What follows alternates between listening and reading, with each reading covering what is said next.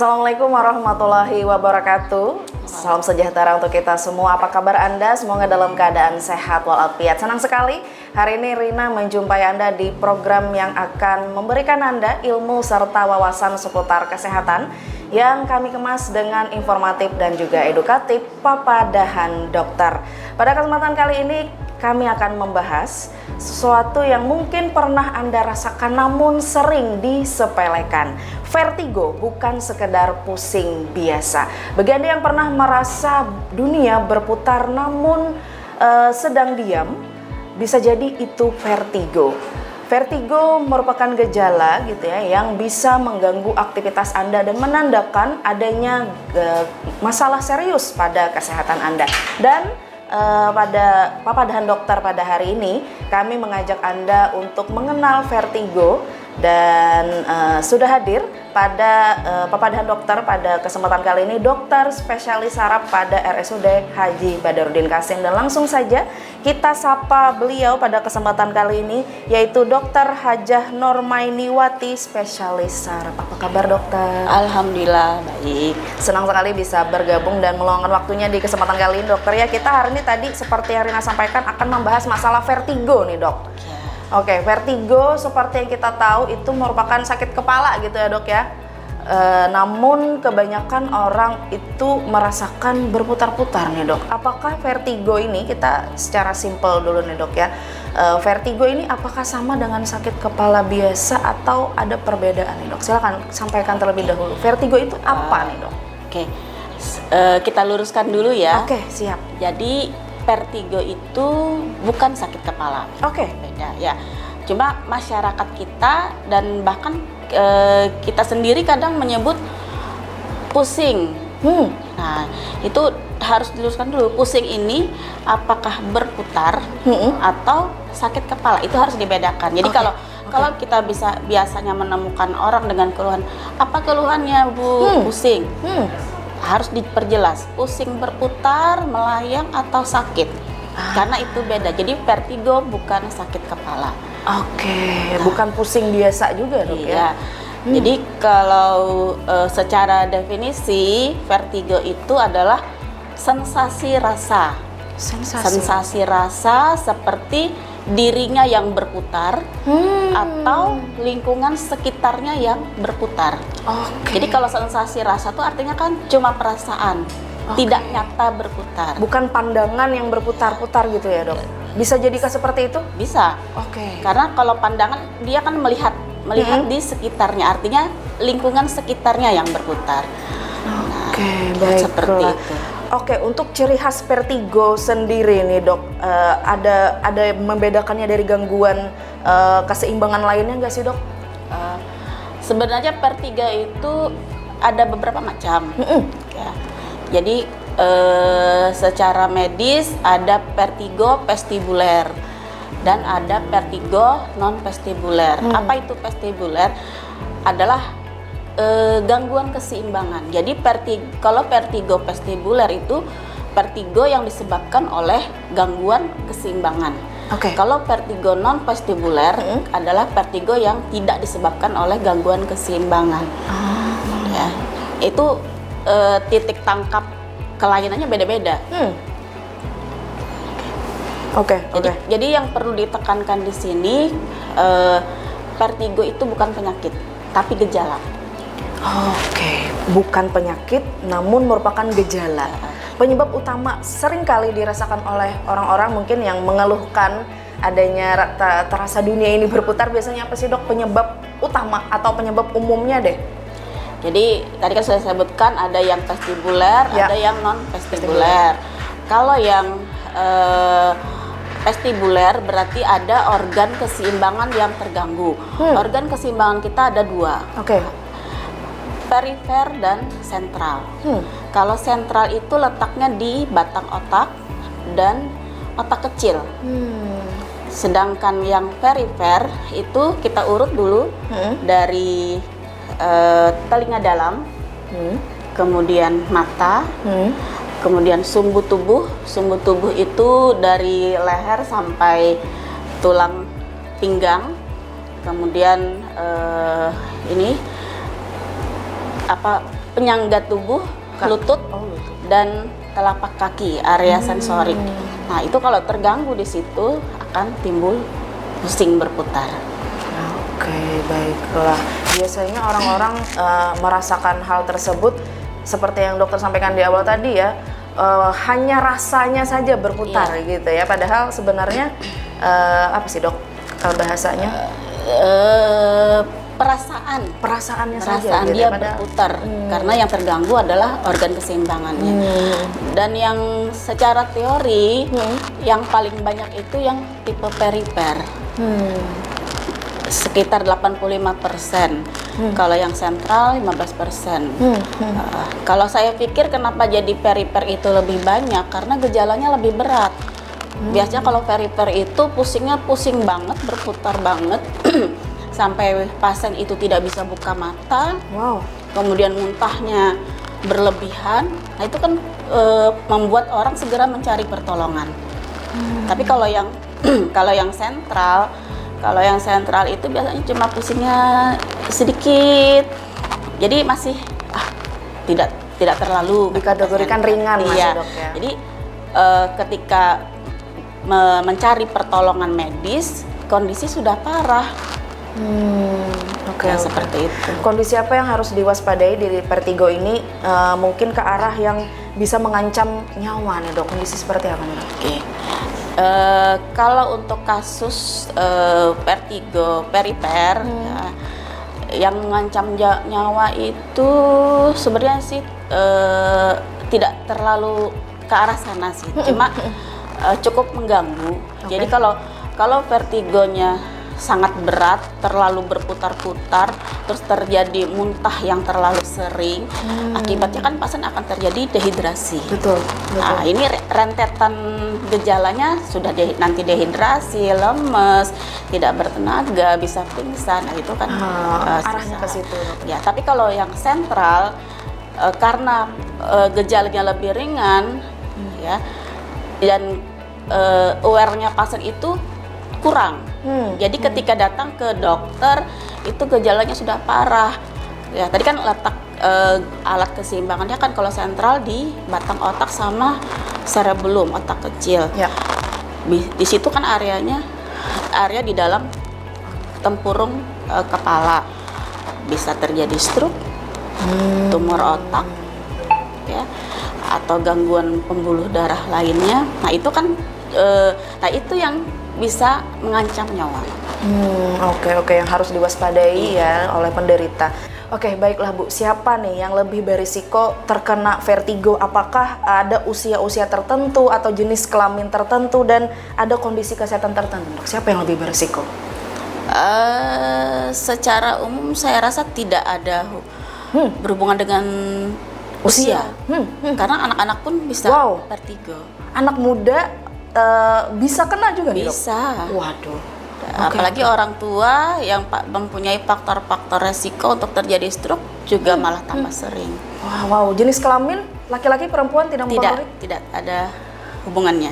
Wow. Jadi siapapun bisa terserang vertigo, oke? Oke, baiklah, menarik sekali pemirsa, dimanapun Anda berada, pembahasan kita terkait vertigo bukan sekedar pusing biasa dan masih banyak sekali pembahasan di Papadahan Dokter pada episode kali ini. Jadi jangan kemana-mana, tetap bersama kami.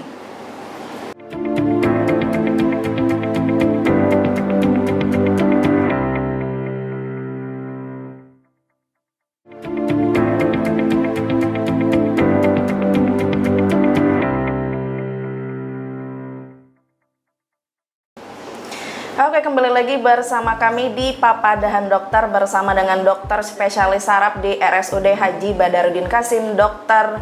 Hajah Normainiwati atau lebih akrab disapa dengan Dokter Amai. Tadi kita sudah membahas sedikit deh dok ya terkait vertigo yang bukan sekedar pusing biasa. Tadi sudah disampaikan oleh dokter pengertiannya gitu ya, gejala-gejala awalnya dan siapa saja yang lebih berisiko tadi sudah disampaikan oleh Dokter Amai gitu ya. Nah, kita lanjut lagi nih dok ya, apakah vertigo ini bisa dipicu oleh pola hidup yang tidak teratur seperti kurang tidur kah atau stres kah dari si pasien tersebut, bisa nggak sih dok? Bisa. Terutama untuk vertigo vestibuler jenis perifer dan vertigo non vestibuler. Ya, misalkan seperti tadi yang Mbak sebutkan stres, itu berarti yang non vestibuler, arahnya ke psikogenik. Ya, terus kalau yang kurang tidur juga arahnya ke psikogenik. Nah, terus yang sekarang lagi tren dan banyak berkunjung ke polisaraf itu vertigo karena gangguan keluhannya nyeri leher. Nah, jadi setelah saya anamnesa pasien, ternyata karena aktivitas harian yang salah. Misalnya seperti ini, biasa melakukan kegiatan duduk lama dalam posisi yang menetap berjam-jam, ya. Anggaplah di sini kan kita masyarakatnya banyak mungkin pekerja kantoran, tuh ngetik terus ya, atau para penggemar game, betul ya, sekali. game di HP. Terus penggemar pokoknya segala hal yang berhubungan dengan HP lah, nonton apa di medsos, ya. Terus nonton film-film kan di HP gitu. Jadi posisi nontonnya ini yang tidak benar. Ya, kebanyakan kan berbaring, posisi miring, terus tangan seperti ini. Ini leher dan dengan waktu yang lama gitu ya. Nah, itu kecenderungan banyak dilakukan orang-orang sekarang. Betul. Yang dilihat itu, oh sebelum tidur dok nonton ini. Iya. Gitu. Pengantar tidur. Iya. Padahal berjam-jam dilakukan, nggak tidur juga. Ujung-ujungnya lehernya sakit. Betul. Kalau sudah tidak teratasi sakit leher segala macam sampai ke pundak, sampai ke kepala. Oh, aduh. Akhirnya timbul pusing berputar. Biar makan obat vertigo sekalipun kalau pencetusnya tidak diatasi, makan vertigo itu akan berulang-ulang. Oke, baik. Jadi harus segera, misalnya ada keluhan seperti itu harus segera ke dokter deh. Gitu ya. Terus ada lagi kasus misalkan vertigonya karena non vestibuler karena anemia. Anemianya kenapa? Apakah ada perdarahan? Gitu ya. Nah, itu kan artinya harus dicari dulu kenapa pasien itu anemia atau pola makan yang tidak benar. Ya, jadi kurang makanan yang bergizi. Sehingga HB-nya turun. Karena kalau HB turun yang dalam jangka waktu lama, maka itu akan timbul adaptasi tubuh. Dengan HB rendah dia masih bisa beradaptasi, tapi keluhannya akan hanyut, pusing, layang, seperti itu. Oke, yang arahnya ke vertigo. Oke, dok, saat serangan vertigo mendadak di rumah nih dok, adakah langkah yang aman dilakukan sendiri? Misalnya ada salah satu anggota keluarganya yang tiba-tiba pingsan kah atau apa, terasa ke arah-arah gejala vertigo, itu ada langkah-langkah yang aman nggak sih dok dilakukan? Kalau sudah terjadi gejala vertigo yang berat bahkan bisa sampai pingsan, itu saran saya segera mencari pertolongan medis. Tapi kalau pada pasien-pasien yang sudah sering mengalami gejala vertigo, disarankan untuk sedia obat-obat simptomatiknya. Jadi sedia di rumah itu obat untuk mengurangi vertigonya, sedia obat untuk mengurangi mual muntahnya. Jadi kalau sudah ada gejala seperti itu segera minum obat, kemudian cari pertolongan supaya tidak tambah parah. Oke, adakah pemeriksaan dok seperti yang biasanya dokter lakukan di poli kah atau apa yang biasa dilakukan untuk memastikan seseorang mengalami vertigo nih dok, selain mendengarkan keluhan dari si pasien? Kalau mendengarkan keluhan atau anamnesa itu yang paling utama. Ya, jadi kita gali dulu, gali seperti apa tipe vertigonya. Jadi kita sudah bisa menentukan ini arahnya ke perifer atau sentral. Terus yang kedua setelah itu pemeriksaan fisik yang lebih teliti. Ya, jadi ada beberapa pemeriksaan fisik khusus yang biasa dipakai untuk menentukan ini vertigo apa. Kalau jadi ada istilahnya itu HIN itu namanya apa ya? Head infus test. Jadi menggerakkan kepala pasien, terus yang dilihat gerakan bola matanya. kemudian dicari nistagmusnya ada, makanya kadang pasien vertigo tuh saya suruh lirik kiri, lirik kanan, lirik atas, lirik bawah. Itu sebenarnya mencari gerakan bola mata yang khas. Ada perbedaan di situ. Dari orang normal gitu ya? Iya. Perbedaan antara sentral dan perifer juga di situ kelihatan. Ya. Terus kalau sudah ketemu dari dua cara tadi sudah ketemu, oh ini kayaknya arahnya ke sentral. Nah kalau sudah ketemu seperti itu, saran saya lakukan pemeriksaan radiologi, bisa CT scan kepala atau MRI. MRI ya. Ya.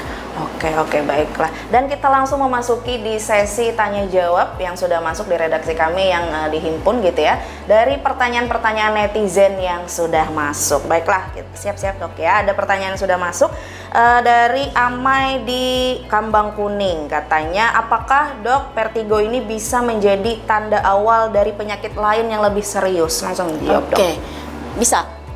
Ya. Apalagi kalau vertigo sentral. Nah, di situ kan tadi sudah saya sebutkan kalau vertigo sentral itu kelainan di otak. Jadi kita cari itu penyebabnya apa yang terjadi di otak. Bisa stroke, bisa kelainan pembuluh darah, terus bisa juga tumor.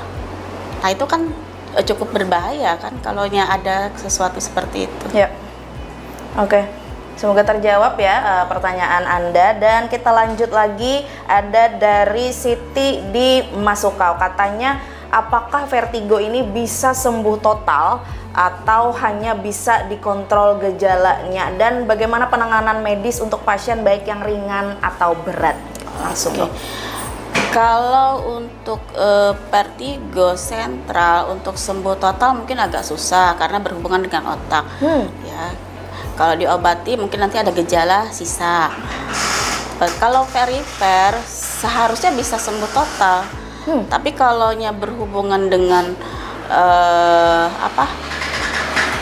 aktivitas harian yang mungkin dilakukan berulang-ulang pencetus vertigonya, lama-kelamaan kan vertigonya sembuh-sembuh. Iya sih. Bukannya tidak sembuh, penyakitnya akan berulang lagi karena aktivitas harian yang mencetuskan keluhan tersebut masih dilakukan. Contohnya seperti pekerja kantoran. Tiap hari dia bekerja, tiap hari dia menghadapi komputer, tegang leher terus menerus tidak teratasi, diobati berkurang, tapi nanti suatu saat dia akan kerjaan menumpuk lagi, berulang lagi. Nah, artinya kan bukan penyakit yang tidak sembuh, tapi aktivitas hariannya yang belum bisa diubah. Oke, baik. Kalau kasus seperti itu, saya rasa perlu untuk modifikasi gaya hidup. Dengan? Tergantung aktivitasnya.